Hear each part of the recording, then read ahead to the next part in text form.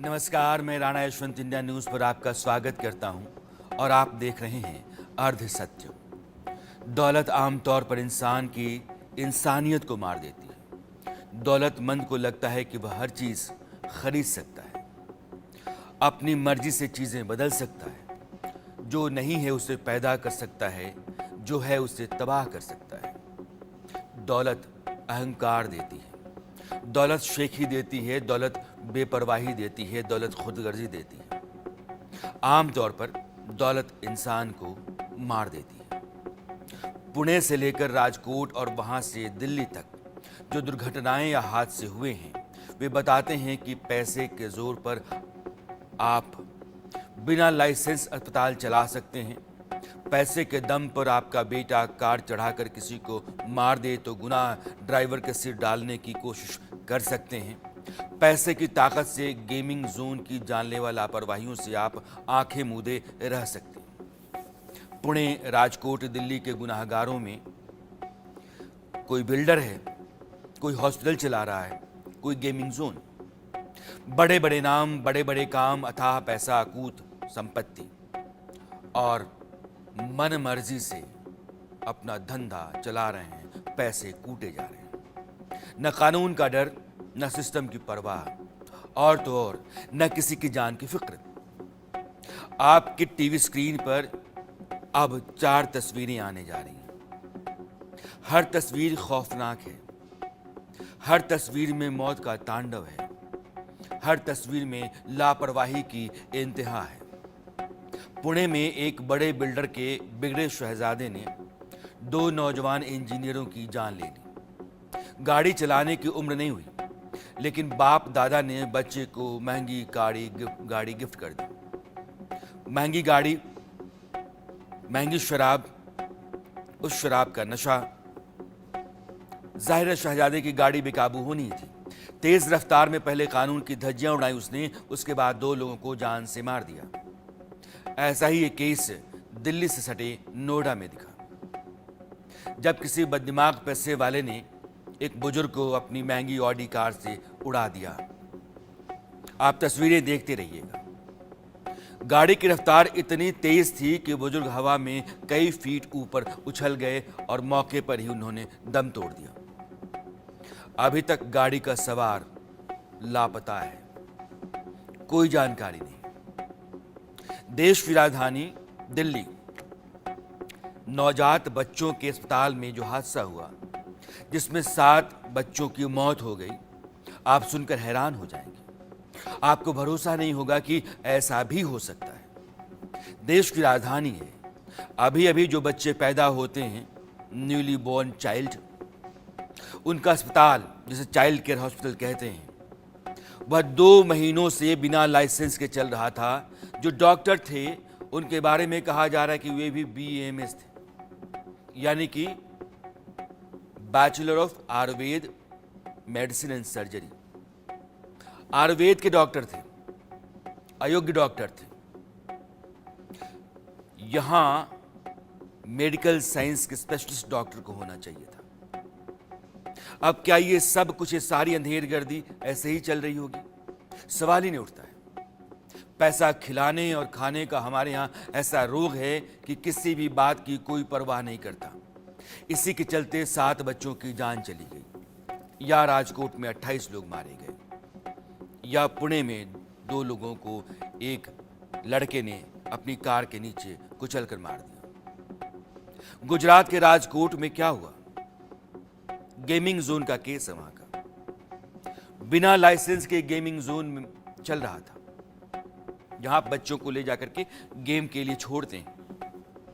Fire safety की बात तो उसके बाद आती है, पहले लाइसेंस तो होना चाहिए। लाइसेंस ही नहीं था। जब लाइसेंस होगा तब आप फायर सेफ्टी नॉर्म्स के लिए NOC लेने के लिए जाएंगे। आप NOC क्यों लेंगे जब आपने लाइसेंस ही नहीं लिया है? तो ना लाइसेंस, ना फायर सेफ्टी का NOC। अब ये सोचिए, या ये आप दिमाग लगाइए खुद से कि क्या ऐसे ही चल रहा होगा?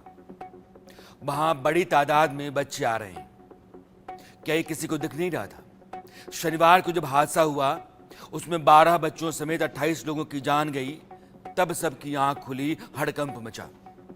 हमारे यहां अमूमन ऐसा ही होता है। जब तक आपकी जान नहीं जाती है तब तक कान पर जूं तक नहीं रेंगती। इंसान मस्त रहता है, खिलाने वाला खिलाता है, खाने वाला खाता है, दोनों का धंधा चमकता चला जाता है। जब कोई बेकसूर उसमें मरता है और फिर सिस्टम को झकझोरा जाता है, उसके बाद से वहां चीख चिल्लाहट मचती है। सबकी काली करतूत सामने आ रही है। अब पता चल रहा है कि कैसे एक पैसा वाला पैसा फेंकता गया, व्यवस्था उसके आगे बौनी होती चली गई। हाँ भाई, चला लो अपनी गेमिंग जोन, लाइसेंस नहीं है कोई बात नहीं, सेफ्टी मेजर्स पे कोई सवाल नहीं किया किसी ने, नहीं करेगा, चलाते रहो। कभी हादसा हो सकता है, होगा तो देखा जाएगा, फिलहाल कोई बात नहीं, पैसा तो है। पैसे वालों ने नियम कानून की परवाह नहीं की। नतीजे आपके सामने ही। जाहिर है पैसों का गुपचुप खेल चल रहा था। सुरक्षा की जिम्मेदारी जिन लोगों पर थी, जिन्हें देखना था कि नियम कायदों के मुताबिक चीजें दुरुस्त रहें, उनकी आंख पर रिश्वत की काली पट्टी बांध दी गई होगी, जुबान उनकी गांठ दी गई होगी। बेचारे ना देख रहे थे ना बोल रहे थे, सुन तो रहे ही होंगे। नतीजा जाने गई। अब एक एक करके सबकी पोल पट्टी खुल रही है, सबके हाथ पांव फूल रहे हैं। पुणे में क्या हुआ, पहले आप इस केस को जानिए। ये केस है क्या? 18 और 19 मई को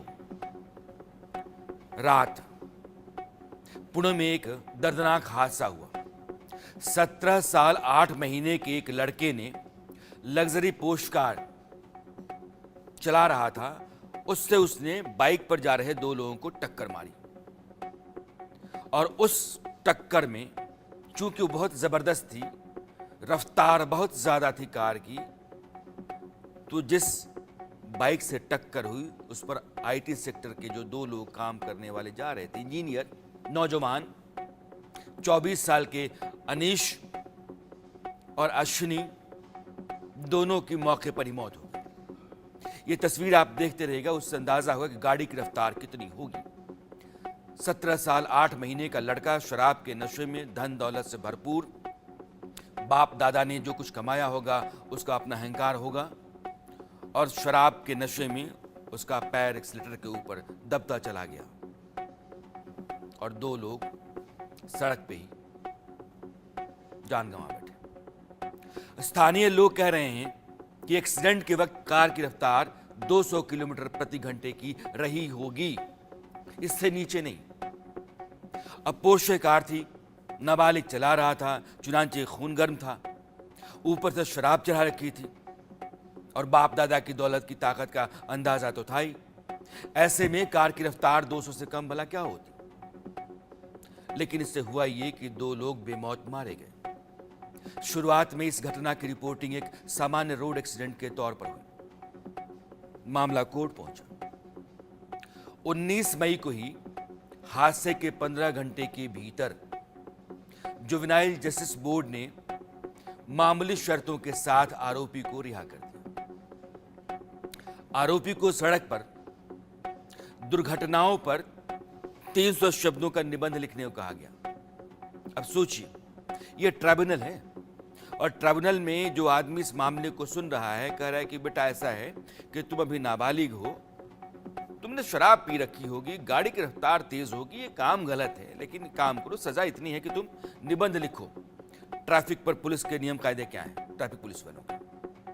और एक काम और, ये शराब पीने की जो तुम्हारी आदत है, इस आदत के लिए काउंसलिंग करवाओ। 2 लोग मारे गए।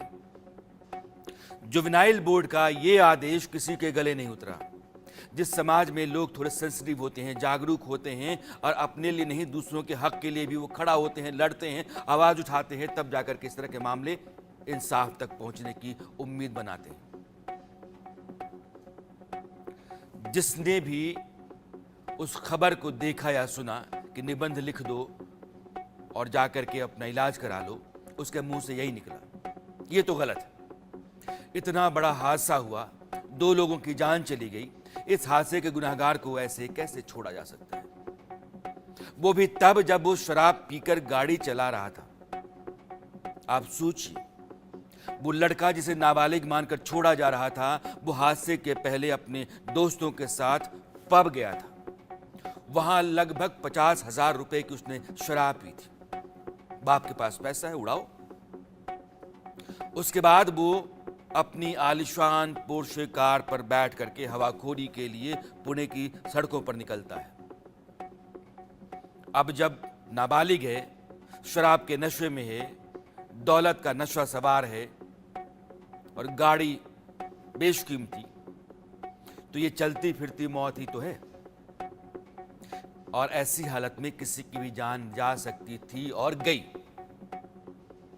2 इंजीनियर बेचारे नौजवान जो अपने सपनों के साथ कहीं जा रहे होंगे, उनकी अपनी एक जिंदगी होगी, उनके परिवार के लोग होंगे, परिवार वालों को उनसे कुछ उम्मीदें होंगी, सब की कब्रगाह सड़क बन गई पुणे की। इस मामले में जुवेनाइल कोर्ट का फैसला ही ट्रिगर बना। और ट्रिगर क्या है? ये समाज है जो जगा हुआ अपने आप को साबित करता है कि हम मरे नहीं हैं, हम जिंदा लोगों का शमशान नहीं हैं। हम बोलते हैं, हम देखते हैं, हम विरोध करते हैं, आवाज उठाते हैं, और जब जिंदा हो तो जिंदा दिखना जरूरी है। इसके बाद पूरे देश में बहस शुरू हुई कि भैया ये जुवेनाइल कोर्ट का फैसला जो है ट्रिब्यूनल का, ये नहीं चलता है। हर कोई इस फैसले को गलत बताने लगा। ये लोकतंत्र की खासियत है, ऐसे मुद्दों पर पब्लिक सेंटिमेंट को नजरअंदाज करना सिस्टम के लिए भारी पड़ जाता है। पुणे पुलिस हरकत में आई, नींद टूटी, हाथ पांव फूले, और उसने जुवेनाइल बोर्ड से कहा कि अपराध बेहद गंभीर है, इसलिए नाबालिग आरोपी पर बालिग की तरह कानूनी कार्रवाई होनी चाहिए। पुलिस बोर्ड के फैसले के खिलाफ सेशंस कोर्ट गई। कोर्ट ने पुलिस को बोर्ड में रिव्यू पिटीशन डालने को कहा। 22 मई को जुवेनाइल बोर्ड ने नाबालिग को एक बार फिर तलब किया और 5 जून तक के लिए बाल सुधार गृह में भेज दिया गया। जो बच्चे होते हैं उनको जेल की जगह बाल सुधार गृह होते हैं, बच्चों की जेल कहिए आप, सुधार गृह होते हैं, वहां भेजा गया। लड़के का बाप बिल्डर है, अंदर है। उसके दादा वो भी कोशिश कर रहे थे कि मेरा पोता बच जाए और जो ड्राइवर है उसी के ऊपर सब कुछ लाद दिया जाए, वो भी अंदर है। लड़के को शराब जिन लोगों ने सर्व की थी बार में, होटल के सारे कर्मचारी या बार के कई कर्मचारी जेल में डाल दिए गए। पुणे की सरकारी मशीनरी पर भारी दबाव है। हर दिन नए नए खुलासे सामने आ रहे हैं। लड़के के बिल्डर बाप दादा ने उसे बचाने के लिए क्या क्या नहीं किया। नियम कानून को अपने हिसाब से तोड़ने मरोड़ने के लिए पैसा पानी की तरह बहाया। अब पता चल रहा है कि लड़के के ब्लड सैंपल बदलने तक के लिए पैसा खिलाया गया। 3 लाख की रिश्वत लेकर डॉक्टरों ने ब्लड सैंपल बदल दिया। यानी कि लड़के का जो सैंपल लिया गया था उस सैंपल को उन्होंने डस्टबिन में डाल दिया और किसी और का ब्लड भेज दिया। किसी और का ब्लड टेस्टिंग के लिए भेजा जाना 3 लाख रुपए के लिए नहीं। एक रसूखदार रईस आदमी की औलाद को, नालायक औलाद को बचाने के लिए 3 लाख रुपए पर ईमान बेचा डॉक्टरों ने। ब्लड सैंपल से पता चलता है कि लड़के ने शराब पी रखी थी या नहीं। जब उसकी जगह किसी और का ब्लड टेस्ट होने के लिए जाएगा तो जाहिर है उसमें शराब नहीं निकलेगी, क्योंकि उसने उस समय पी नहीं रखी थी। इतना तो आप जांच परख के भेजते हैं कि ये इसका ठीक रहेगा। उसके आधार पर रिपोर्ट आएगी तो ये साबित ही नहीं होगा कि लड़के ने शराब पी रखी थी और शराब पी करके गाड़ी चला रहा था। अब जब सच्चाई सामने आई है तो पुणे पुलिस ने फॉरेंसिक डिपार्टमेंट के एचओडी समेत 2 डॉक्टरों को हिरासत में ले लिया है या गिरफ्तार कर लिया है। कल इवनिंग आवर्स में हमारे पास फोरेंसिक रिपोर्ट्स प्राप्त हुई है और फोरेंसिक रिपोर्ट से ये पता चला है कि जो ससून हॉस्पिटल में सैंपल कलेक्ट किया गया था जिसको वहां के डॉक्टर ने सील करके ये जुवेनाइल एक्यूज्ड का नाम लिख करके वो जो फोरेंसिक को भेजा था, वो सैंपल उस जुवेनाइल एक्यूज्ड का नहीं था। ये वो निष्कर्ष पे जो औंध की सैंपल हमने औंध हॉस्पिटल में जो हमने सैंपल सेकेंड सैंपल शाम को ली थी और जिसको डीएनए प्रोफाइलिंग के लिए भेजी थी, उसके तहत ये बात सामने आई। औंध का सैंपल ये जुवेनाइल एक्यूज्ड का है और वो सैंपल उस जुवेनाइल एक्यूज्ड के फादर के डीएनए से भी मैच होता है। मतलब कि औंध का सैंपल एक करेक्ट सैंपल, करेक्ट व्यक्ति का सैंपल था। परंतु जो ससून हॉस्पिटल ने सुबह में जो सैंपल फोरेंसिक को भेजा था, वो सैंपल किसी और व्यक्ति का था। मतलब कि ये सैंपल रिप्लेस किया गया है, ऐसी बात कल फोरेंसिक रिपोर्ट प्राप्त होने के बाद समझ में आई। इसके बाद जो डॉक्टर हैं जिन्होंने सील करके ये रिपोर्ट फोरेंसिक को भेजी थी, उनको कल हमने डिटेन किया था। उनके प्राथमिक तपास में ये बात सामने आई कि उन्होंने जुवेनाइल एक्यूज्ड का सैंपल लिया था, लेकिन उसने उसको डस्टबिन में फेंका था और उसने एक किसी और व्यक्ति का सैंपल से उसको रिप्लेस करके उस जुवेनाइल एक्यूज्ड का नाम लिख करके उसको फोरेंसिक लैब को भेजा था। ये चीज उसने डॉक्टर अजय तावरे के ससून हॉस्पिटल के एचओडी फोरेंसिक मेडिसिन के हैं, उनके कहने पे और उनके द्वारा और ये सब मिलके क्रिमिनल कॉन्स्पिरेसी करके ये एक्ट, ये कंडक्ट उनकी हुई थी। इसलिए कल ये क्रिमिनल कॉन्स्पिरेसी और सभी सेक्शंस जो मैंने बताया, इसके तहत दोनों डॉक्टर्स को अरेस्ट किया गया है। यही नहीं है, आप इन पैसे वालों की हनक देखिए। लड़के के दादा और पिता ने उसे बचाने के लिए ड्राइवर को आगे करने की कोशिश की, यानी कि इल्ज़ाम मेरे पोते या मेरे बेटे के सिर से उठ जाए और वो तुम अपने सिर पर ले लो, जेल तुम काट लो, सज़ा तुम भुगत लो, हम तुम्हारा देख लेंगे। ड्राइवर पर यह दबाव बनाया गया कि वो बयान दे दे कि उस रात वही गाड़ी चला रहा था। जो 2 लोग मरे वो उसके चलते मरे। उन लोगों ने ड्राइवर को 2 दिनों तक बंधक बना करके रखा, पिताजी ने और दादाजी ने। पहले पैसों का लालच दिया, लेकिन नहीं माना तो धमकाने लगे। ड्राइवर का फोन छीन लिया, धमकी दी कि किसी को कुछ बताया तो ठीक नहीं होगा। बड़ी मुश्किल से उस ड्राइवर की पत्नी ने उसे बचाया। ये तो हालत है। अब आप बताइए कि ये पैसों से पैदा हुई सनक नहीं है तो क्या है?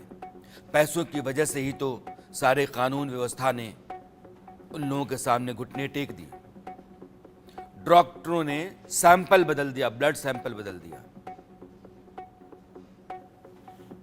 गुजरात में बिना लाइसेंस के गेमिंग जोन चल रहा है। दिल्ली में अस्पताल चल रहा है बिना लाइसेंस के। और पुणे में एक मां अपनी औलाद को खो करके सिर्फ रो सकती है और रो रही है। मुझे पूरा विश्वास है कि मेरे बेटे के साथ न्याय होगा। महाराष्ट्र सरकार काफी ध्यान दे रही है इस बात में। मुझे बहुत अपने बेटे के लिए बहुत ज्यादा विश्वास हो रहा है कि उसे न्याय जरूर मिलेगा।